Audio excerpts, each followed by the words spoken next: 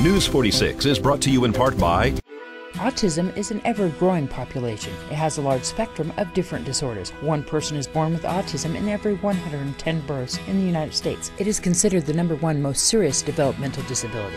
Each case is different and every person is unique. If autism has touched your life, call someone who understands. Certified autism specialist for screening, education, assistance, counseling, IEP development, Dr. Nancy Savani, Horizon Medical Center, Autism Enlightenment Founder, 702-604-5030.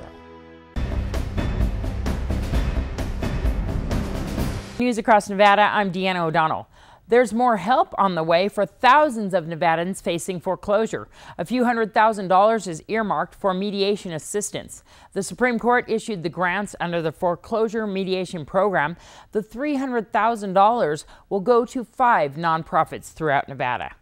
Police say the Mesquite City Councilwoman found dead with her husband fatally shot him about an hour before calling 911 to report that she was going to kill herself.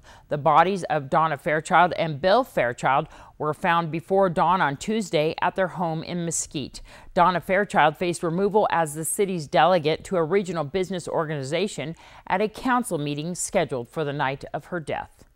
One of the ways Governor Brian Sandoval is working to reform Nevada's struggling schools is by bringing in outsiders for their expertise and perspective. One of those experts is Michelle Rhee, the former chancellor of Washington, D.C.'s public schools. Rhee would join him in an advisory capacity and not collect any pay. A Nevada environmental advocacy group called Environment Nevada plans to release a report showing that mercury from power plants in the state is creating a significant public health threat. The group says the report comes as the U.S. Environmental Protection Agency plans to set limits on mercury and other pollutants in March. The group is urging Nevada lawmakers to support the EPA's proposals. Nevada Republican Dean Heller has been named vice chairman of the Western Caucus for the 112th Congress. Heller was elected by his peers on Wednesday. He previously served as a policy chairman for the congressional group that was formed in 1992 and is now made up of about 40 Western members. Re-elected to his 3rd term in November, Heller's district includes all of Nevada except for Las Vegas and the surrounding area.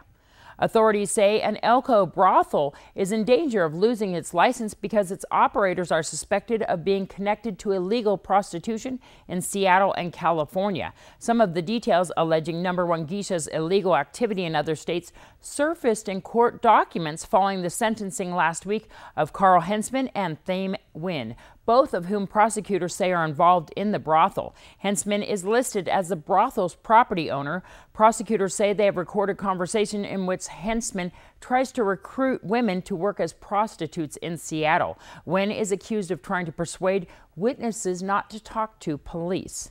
Organizers of Nevada's 136-year-old state fair say its ongoing money woes worsened with slumping attendance last year and may not be able to go forward this summer without some financial help.